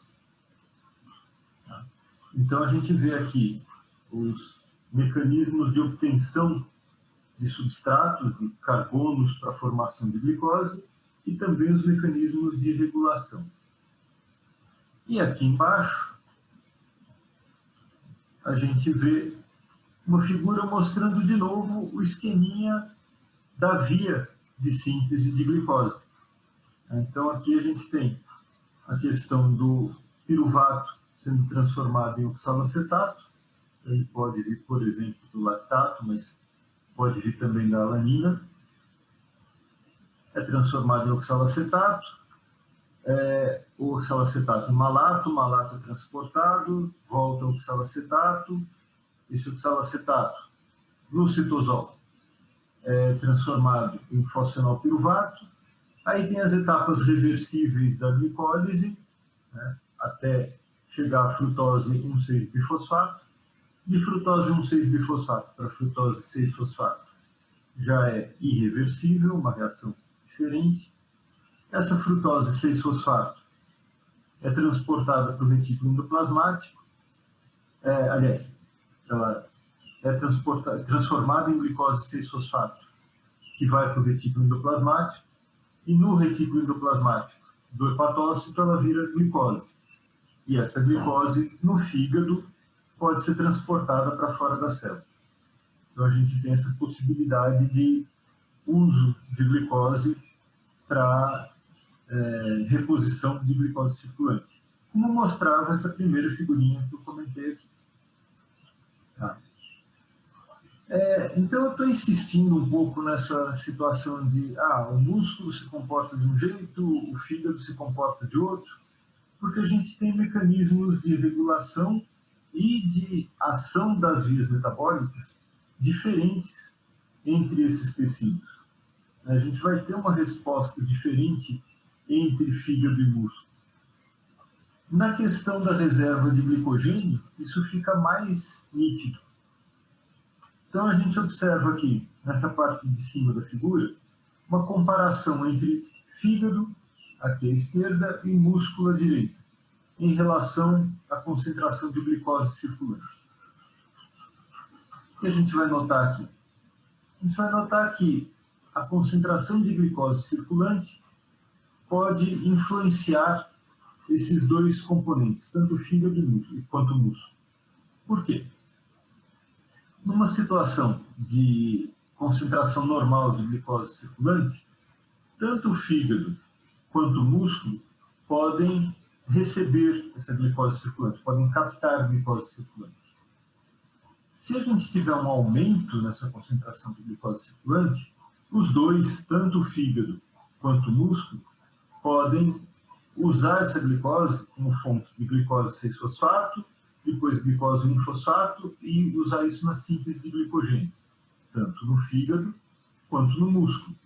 Eles podem produzir glicogênio a partir da glicose que foi captada da circulação, quando ela está aumentada, quando tem a presença de insulina.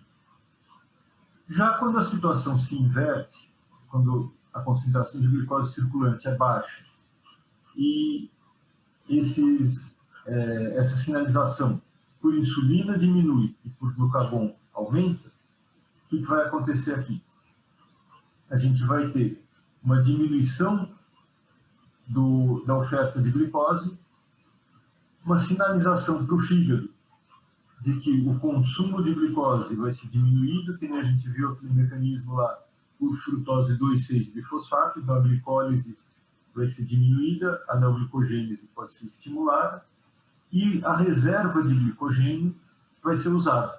Então, ele vai transformar glicogênio em glicose 1-fosfato, pela fosforilase do glicogênio, que a gente viu lá nas vias catabólicas. Essa glicose 1-fosfato transformada em glicose 6-fosfato poderia ser usada na glicólise, mas a glicólise está inibida quando a concentração de glicose está baixa.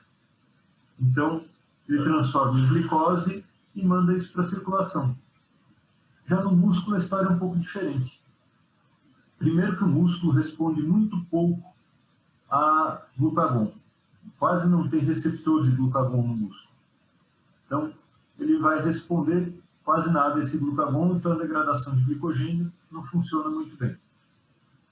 Outra coisa, o glicogênio, quando o músculo degrada glicogênio, por exemplo, o músculo responde muito bem à adrenalina. Então, se ele também tiver um estímulo adrenérgico e degradar glicogênio, ele chega até a glicose 1-fosfato, essa glicose 1-fosfato chega até a glicose 6-fosfato, só que o músculo não transforma a glicose 6-fosfato em glicose. Então, ainda bem que ele teve um estímulo adrenérgico, quer dizer, esse animal vai entrar numa situação de contração muscular intensa. Aí esse músculo vai usar essa glicose 6-fosfato na glicólise, respondendo à demanda de energia da contração muscular, mas não vai fazer glicose. E não tem como também lançar glicose na circulação. Não tem canais para isso. Tá? Então, os dois tecidos, tanto o fígado quanto o músculo, conseguem sintetizar glicogênio e degradar glicogênio. Mas com algumas diferenças no processo, por exemplo, o músculo não consegue produzir glicose, e também diferenças na regulação, né? Na resposta ao glucagon, o fígado responde muito mais ao glucagon do que o músculo, e até onde isso chega. E, concluindo essa questão do glicogênio, a gente vê aqui embaixo um esquema mostrando tanto o alongamento das cadeias de glicogênio. Então, a gente tem aqui cadeias curtas de glicogênio recebendo mais unidades de glicose. Então, aqui a gente tem o processo de síntese do glicogênio, né? A glicose 1-fosfato formando UDP-glicose. Essa UDP-glicose fornecendo unidades de glicose que aumentam as cadeias de glicogênio, aumentam e produzem ramificações.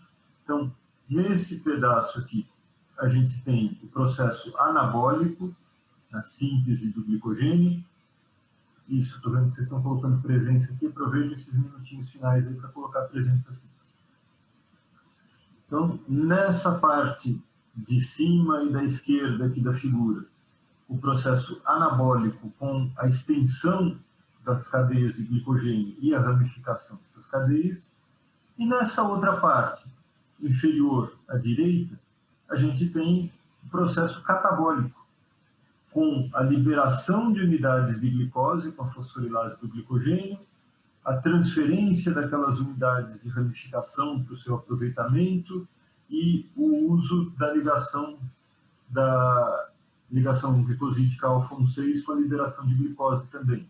Então, aqui o processo catabólico usando o glicogênio. E isso se mantém dependendo do estado estacionário que a célula tiver. Então, a célula está numa situação catabólica, ela vai repetindo esse processo aqui de baixo e consumindo o glicogênio, as reservas de glicogênio.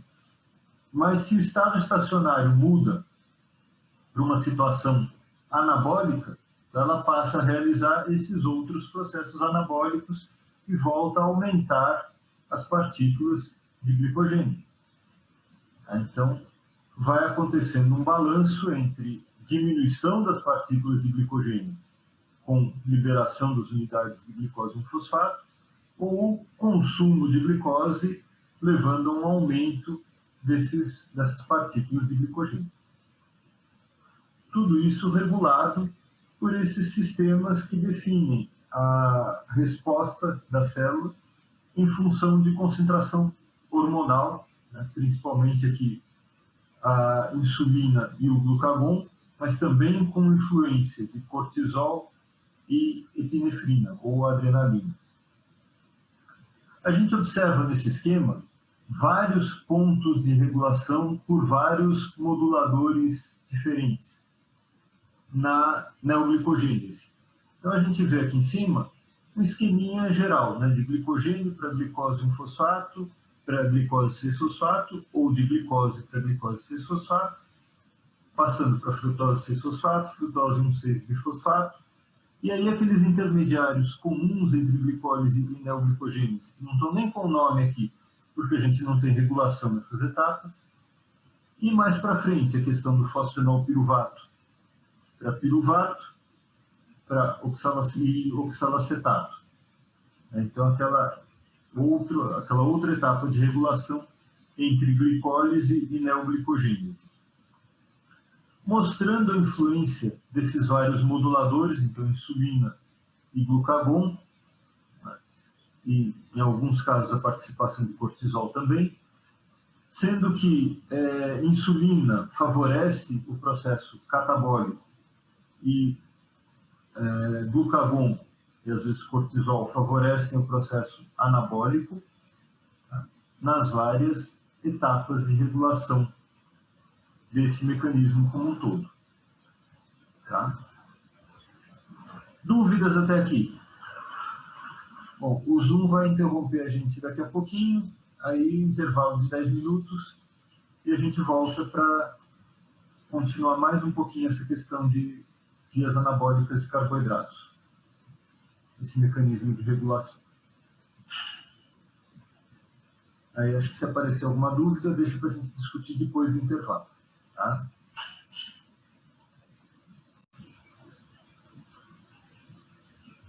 Ok, vamos lá então.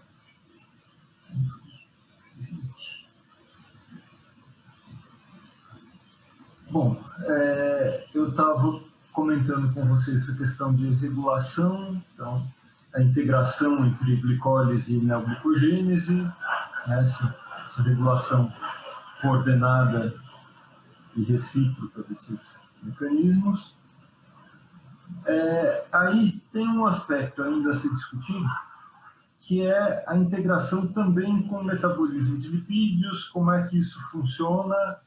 E não sei se vocês estão lembrados, mas eu cheguei a conversar com vocês sobre diabetes, principalmente naquela questão do metabolismo de lipídios, para ver a questão dos corpos cetônicos. Então vamos dar mais uma olhadinha, porque é um exemplo interessante para ver sinalização por insulina, né? Então tem aqui uma figurinha mostrando como é que funciona a integração entre principalmente fígado, músculo e tecido adiposo, com a presença de glicose circulante, numa situação em que a sinalização por insulina tem algum problema, quer dizer, em diabetes, quando a sinalização da hiperglicemia tem problemas, ela está deficiente. Então vamos começar a discussão olhando para o que acontece no fígado. Então no fígado a gente vai ter a questão de conversão entre glicose e glicogênio, que numa situação de hiperglicemia, de aumento de concentração da glicose circulante, levaria à formação de glicogênio a partir da glicose. Então, o uso da glicose para a formação de reserva. Mas essa situação está deficiente. Por quê? Numa situação em que tem glicose em excesso, mas essa sinalização de que tem glicose em excesso está deficiente, se não tem uma sinalização adequada, então a célula não sabe que tem muita glicose. Então essa reserva de glicogênio não acontece. Esse símbolozinho, essa explosãozinha aqui, está representando os fenômenos que são consequência dessa falha na sinalização. Então, uma das consequências é a não produção, a diminuição da produção de glicogênio, já que a sinalização de excedente de glicose falhou. E, da mesma forma, esse glicogênio vai ser consumido, vai ser transformado em glicose. Por quê? Porque a célula não sabe que tem glicose em excesso. Então, ela degrada glicogênio como se não tivesse glicose em excesso. Essa glicose, ela vai ser convertida em uma parte em piruvato, ela não vai ser transformada em ácidos graxos. Aliás, a transformação dela em piruvato acontece em parte, mas com inibição. Por quê? Normalmente o fígado usaria glicose para a formação de piruvato se tivesse um excedente de glicose. Mas ele não sabe que tem um excedente, então essa transformação em piruvato vai estar diminuída. A transformação de glicose em ácidos graxos também está diminuída, a síntese de glicose, porque a sinalização por insulina está prejudicada. Então, o que ele faz com a glicose? Ele exporta a glicose para a circulação.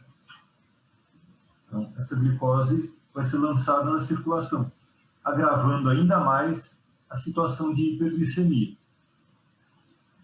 Esses ácidos graxos vão ser transformados em acetilcoenzima A, que vão ser transformados em corpos cetônicos.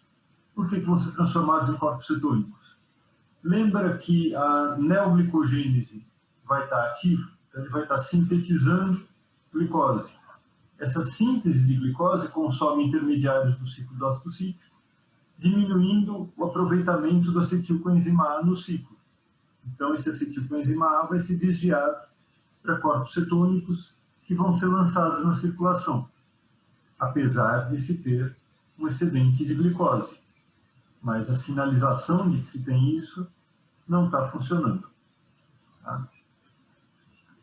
O que mais vai acontecer aqui? A gente vai ter no músculo uma diminuição da captação de glicose, porque essa captação de glicose no músculo depende de transportadores que são estimulados por insulina, mas a sinalização da insulina está deficiente. Então o músculo vai captar pouca glicose. Captando pouca glicose, ele vai usar reserva de glicogênio ou de proteínas, fazendo aminoácidos e lançando esses aminoácidos na circulação. Lembra daquele ciclo alanina-piruvato? Então, ele vai lançar a alanina na circulação, que vai ser captada pelo fígado. E a cadeia carbônica da alanina vai ser usada para a formação de glicose. Então, de novo, formando glicose e lançando mais glicose ainda na circulação. No tecido adiposo, a gente vai observar a degradação dos lipídios, que vai estar estimulada, favorecendo a liberação de ácidos graxos, que são levados para a circulação e captados pelo fígado, onde vão passar pela beta-oxidação, produzindo acetilcoenzima A e corpos cetônicos. Você vai liberar mais ácido graxo do que o fígado consegue consumir. Então, aumenta a quantidade de ácidos graxos e de lipoproteínas na circulação. Então, você tem aquela hiperlipidemia do diabetes. Então, a gente vai observar essa hiperlipidemia por excesso de liberação de ácidos graxos e de lipoproteínas na circulação, a hiperglicemia pela concentração de glicose que já estava sendo aumentada, pouco captada, né? A captação tanto pelo músculo quanto pelo tecido adiposo está diminuída. O fígado está liberando glicose em vez de captar. Então, aumenta cada vez mais a glicemia. A gente vai ter liberação de aminoácidos, aumento de produção de ureia também pode acontecer, porque o ciclo da ureia vai funcionar um pouco mais, já que tem muitos aminoácidos sendo processados aqui.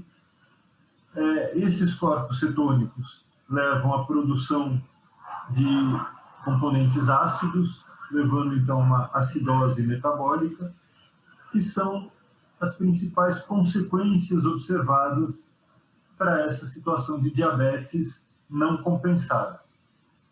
Então, diabetes não compensado vai levar a hiperglicemia, hiperlipidemia, acidose metabólica, em função dessa falha na sinalização do aumento de glicose.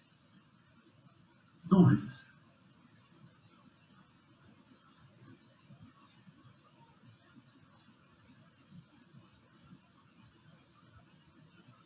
Esperando um tempinho para vocês escreverem dúvidas no chat ou falarem dúvidas.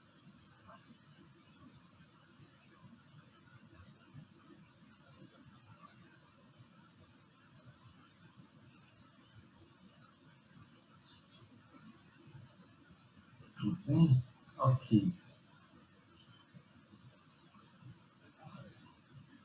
Tá, enquanto vocês pensam em dúvidas, nesse ponto aqui, então, a gente encerra esse metabolismo de carboidratos. A gente vai voltar a comentar alguma coisa sobre ele em outras etapas, porque já vamos vendo algumas características de integração do metabolismo. Nesse aspecto de avaliação de diabetes aqui, a gente já viu a integração de metabolismo de lipídios, de carboidratos, de proteínas, mas a gente ainda volta a falar desses tópicos aí. Agora, eu vou começar a conversar com vocês sobre vias anabólicas de lipídios. Como é que acontece a síntese de lipídios a partir de moléculas mais simples. Então, enquanto eu vou trocar aqui a apresentação, vocês já vão pensando aí se tem alguma dúvida sobre esses carboidratos que não tenha sido discutido.